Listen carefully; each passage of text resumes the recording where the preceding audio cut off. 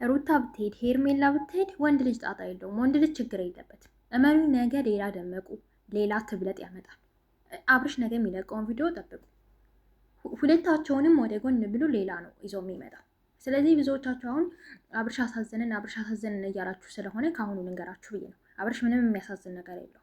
እንደውም የምታሳዝነው ሩትዬ እንዲሁም ሄርሜላ ብትሆን ያው ሴቶች ስንባል ታውቃላችሁ ከወደድን ምናምን ችግር ነው ይባላል ነው።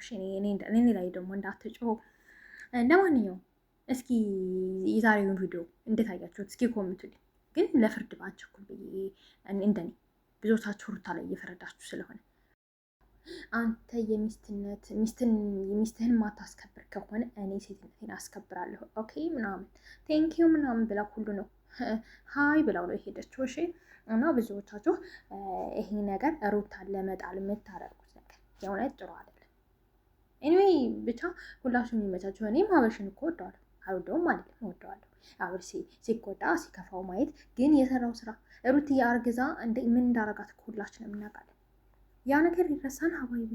ሩትዬ አርግዛ እንደዛ ሄርሜላ ጋር ከእንትና ወደ እንትን ሲሯሯጡ ዝም ብለናል እኮ አይተን እና ሩትዬ ያ ነገር እኮ አይረሳትም።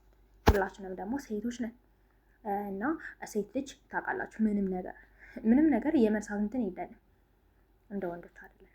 ስለዚህ ብዙዎቻችሁ በሩታ እየፈረዳችሁ ነው። በሩታ አትፍረዱ። ግን እኔ ሳስበው ሄርሜላ ብታው ሄዳለች ሩትዬ ምናምን ነገ ሌላ ፍቅረኛ ይዞ ነው የሚመጣው ይሄ ሰውዬ። የእውነት እኔ ንገራችሁ እውነቱ ወንድ ልጅ እኮ ችግር የለበትም። ሩታ ብትሄድ ሄርሜላ ብትሄድ ነገ ሌላ ደመቁ ያመጣል ወይም በለጡ ይዞ ይመጣል። ጠብቁ፣ ነገ የሚለቀቀውን ቪዲዮ ጠብቁ። ስለምታበረታቱኝ አመሰግናለሁ። ከጎን ስለምትሆኑ በጣም ነው የምወዳችሁ። እስኪ እናንተን ሀሳብ ኮምቱልኝ። ምን ይመስላችኋል?